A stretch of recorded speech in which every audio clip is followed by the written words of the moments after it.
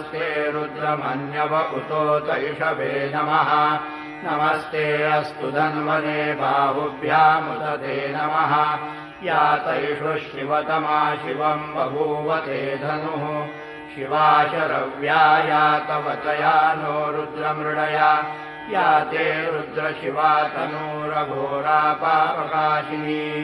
तया नस्तनुवाशन्तमया गिरिशन्ताभिलाषीः यामिषुम् गिरिशन्तहस्ते बिभर्षस्तवे शिवाङ्गिरित्रसाम् कुरु मायिनोऽसि पुरुषम् जगत शिवेन वचसा त्वा गिरिशाच्छा वदामसि